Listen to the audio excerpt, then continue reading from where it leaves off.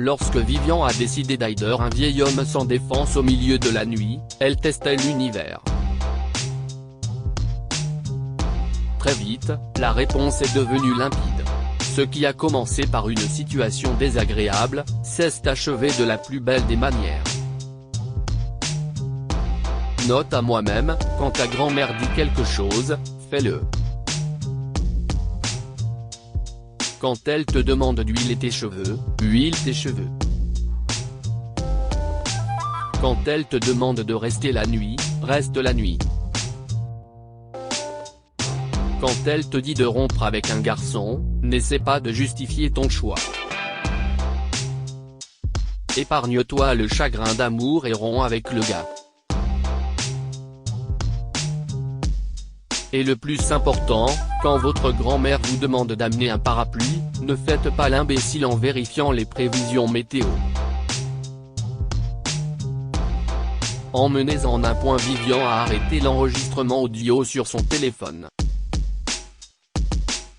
C'était la 4e note vocale spontanée qu'elle avait enregistrée au cours de la dernière heure.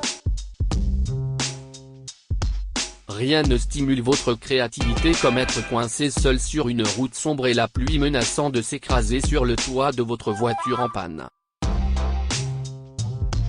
Elle avait regardé les essuie-glaces grincer d'un côté à l'autre. J'aurais dû rester avec grand-mère aujourd'hui, pensa-t-elle.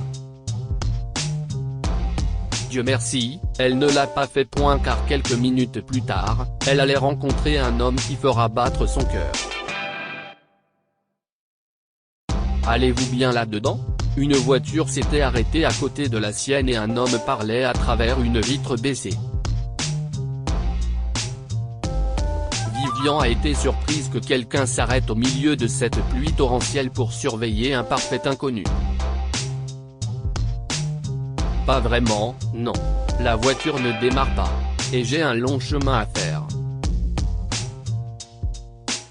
L'homme a réfléchi une seconde et a demandé, « Vous allez en ville? » « Ouais, rue Weldon. » L'homme prit une seconde pour réfléchir. Je sais comment ça se passe. Il élabore un plan dans sa tête. Il va me proposer de me déposer. Une balade très bavarde suivra, où il me dira tout ce que je n'avais pas besoin de savoir sur sa vie. Et puis il voudra monter prendre un café. Oh, madame, si est-il loin de ma route? Je proposerais bien de vous déposer, mais je dois rentrer chez moi dans 1 heure. Vivian a été choquée de voir à quel point elle avait tort. Ce n'est certainement pas mon jour, pensa-t-elle. Il est sorti sans hésitation comme si c'était une journée ensoleillée.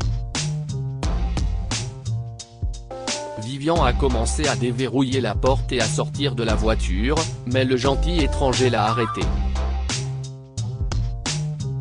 Non, non, vous restez à l'intérieur. Je vous appellerai en cas de besoin. En disant cela, il sourit. Et si est-il alors que Vivian l'a vraiment vu. La chaleur et le charme de son sourire la surprirent. C'était nouveau. Il lui a fallu moins de 15 minutes pour fouiller le capot de la voiture avant de lui demander d'essayer de démarrer. Son visage était droit, ses yeux plissés et concentrés, et il se tenait les mains sur les hanches, regardant les phares avec anticipation. Vivian voulait que la voiture démarre juste pour le voir sourire à nouveau. Ça a marché. L'homme laissa échapper sa joie. Son sourire de victoire était encore plus beau. Merci beaucoup. Vous avez été incroyablement gentil. Vivian a essayé de lui offrir de l'argent pour son aide. Il l'a remercié, mais il a poliment refusé de prendre l'argent. Donnez-le au suivant. Cela me reviendra d'une manière ou d'une autre. L'homme a oublié qu'il se tenait sous la pluie pendant qu'il lui racontait sa philosophie. Si est fascinant. Vous savez quoi? Nous devrions certainement nous rencontrer dans des autres circonstances, a déclaré Vivian. Il gloussa et hocha la tête en signe d'accord. Donnez-moi votre numéro. Je vous appellerai plus tard. Il a obtenu son numéro. Elle a obtenu son nom. Le rendez-vous inattendu entre eux s'est terminé sur cette note de possibilité. Cela faisait une semaine et elle n'avait toujours pas de nouvelles de Martin. Il ne m'aimait probablement pas. Si peut être vrai. Les hommes n'aimant pas les femmes drôles. Il n'y avait rien qu'elle puisse faire pour la partie drôle. Être comédienne n'était pas son rêve d'enfant, mais cela lui allait comme un gant. Et elle n'avait pas regardé en arrière depuis le jour où elle était montée sur scène contre son gré pour faire son premier show à micro ouvert. Ah, eh bien, grand-mère. Tu avais raison. J'aurais dû rester cette nuit-là, Vivian l'a dit à sa grand-mère au téléphone. Vivian était prise au travail, faisant concert après concert. À la fin de la semaine, elle avait hâte de reposer sa tête sur les genoux de sa grand-mère et de s'endormir. Le week-end d'affilée. Sur le chemin du retour de Vivian, c'était une autre nuit pluvieuse, avec les lampadaires toujours cassés. Mais cette fois, sa voiture roulait bien et il y avait un parapluie sur la banquette arrière. Alors qu'elle conduisait le long de la route, elle a vu l'image floue d'un homme assis, seul sur le trottoir à quelques mètres devant elle. Il semblait ne tenir rien d'autre qu'un tas de papier au-dessus de sa tête pour se protéger de la pluie. Il a l'air vieux. Et il était probablement perdu. Elle passa presque devant l'homme, cédant à son hésitation générale envers les étrangers. Mais ensuite, elle se souvint des paroles de Martin. Donnez au suivant, avait-il dit.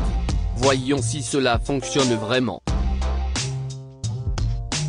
Elle s'est arrêtée devant le vieil homme, a baissé la vitre et a demandé « Eh, ça va ?»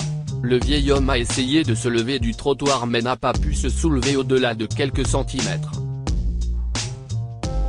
« Tiens, laissez-moi vous aider. » Vivian prit le parapluie et sortit de la voiture. « Avez-vous un endroit où aller ?» demanda-t-elle après avoir remarqué que l'homme n'avait rien avec lui. Le vieil homme éclata de rire et attrapa immédiatement son dos de douleur. « Je ne suis pas sans abri. Je viens de me faire retirer mon appendice. » L'homme a poursuivi en expliquant qu'il avait été opéré plus tôt dans la journée. Son fils était absent pour le travail, mais il a promis qu'il arriverait le lendemain à sa sortie, et qu'il le ramènerait à la maison. Mais l'hôpital m'a renvoyé plus tôt que prévu. Et étant le vieux têtu que je suis, j'ai réalisé que j'avais oublié mon téléphone à la maison. Le vieil homme a alors pensé à prendre le bus pour rentrer chez lui. Alors je suis descendu au prochain arrêt, qui était ici. Et puis, bien sûr, il a fallu qu'il pleuve. Mes dossiers sont trempés, donc je ne peux pas vous prouver que je dis la vérité. Vivian posa une main sur son épaule et dit, « Si est-il bon. Je vous crois. Personne ne peut mentir aussi bien à propos d'une mauvaise journée. Allez, on va vous sortir d'ici. Vous souvenez-vous du numéro de téléphone de votre fils ou de l'adresse de votre maison ?» Le vieil homme ne s'en souvenait pas non plus. Vivian a pris un moment pour concevoir un plan, et elle a décidé d'héberger le vieil homme chez elle pour la nuit.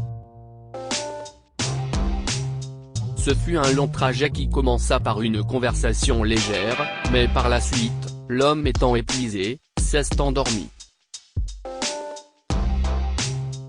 Vivian l'a aidé à se sentir chez lui dans sa chambre d'amis. Elle s'est assurée qu'il avait tout le nécessaire à son chevet. Avant de s'endormir, elle pensa à Martin. Il serait flatté de savoir que j'ai suivi son conseil. Et puis il aurait affiché son sourire. Elle devait se lever tôt le lendemain matin. Elle a ramené son nouvel ami âgé à l'hôpital comme prévu. Sans aucun moyen de contacter le fils de ce dernier, c'était le seul moyen de les réunir. En attendant à la réception, elle a beaucoup appris sur le fils du vieil homme. Il était propriétaire de plusieurs concessionnaires automobiles dans la ville voisine. Si seulement il comprenait les femmes aussi bien qu'il comprenait les voitures. Le vieil homme croisa soudainement les yeux de quelqu'un à distance. Parler du diable. Alors que le fils s'approchait, Vivian ne pouvait détacher ses yeux du jeune homme. Il ne pouvait pas non plus la quitter des yeux. Martin. Vivian était trop excitée pour remarquer le roucoulement dans sa voix. Vivian. Comment se fait-il que vous soyez ici? Vivian lui a raconté toute l'histoire, le père de Martin l'interrompant pour souligner à quel point c'était gentil de sa part. Martin ne put s'empêcher de sourire à la beauté avec laquelle l'univers les avait reconnectés. Vivian l'a ressenti aussi. Habituellement, elle ignorait les théories qui parient sur la gentillesse de l'humanité. Mais cette fois, l'épreuve était trop convaincante. Je pensais que je ne vous reverrais plus jamais. J'ai perdu le petit bout de papier sur lequel j'avais écrit votre numéro. Les jours suivants, j'ai continué à rouler au même endroit, juste au cas où vous passeriez par le même chemin. En regardant les deux jeunes gens maladroits essayant de ne pas rougir, le père de Martin fit un vœu dans son cœur. Au cours des mois suivants, il y a eu de nombreuses rencontres, des sorties spontanées à la plage et des visites au concert de Vivian. Sa grand-mère la narguait souvent, les jeunes, mariez-vous déjà. Vivian ne voulait pas trop espérer. Peut-être que si est aussi incroyable que la vie peut l'être. Et ça me suffit. Vivian et Martin ont créé des souvenirs incroyables ensemble. Ils sont également restés côte à côte lorsque Martin a perdu l'un de ses plus gros contrats commerciaux et que Vivian a été exclue d'une tournée qui aurait fait sa carrière. Son matériel s'est amélioré et elle adorait voir sa grand-mère, Martin, et son père appréciaient le spectacle au premier rang.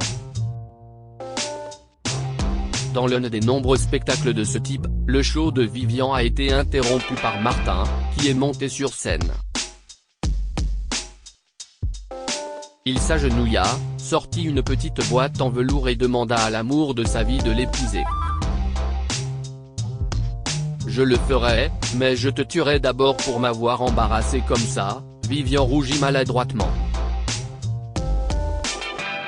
Alors que Martin et Vivian échangeaient leurs vœux lors d'une belle cérémonie une semaine plus tard, le père de Martin ferma les yeux et remercia l'univers. Que pouvons-nous apprendre de cette histoire? L'amour trouvera toujours un moyen. Après que Martin ait perdu le numéro de Vivian et essayé de la revoir en vain, ils avaient abandonné tout espoir de se croiser. Cependant, l'amour les a reconnectés de manière inattendue. La gentillesse que vous donnez revient toujours pour bénir votre vie sous une forme ou une autre. Tout comme Martin l'a dit et que Vivian l'a réalisé plus tard, Il est préférable de faire preuve de gentillesse sans se soucier d'obtenir quelque chose en retour. Partagez cette histoire avec vos amis. Cela pourrait égayer leur journée et les inspirer.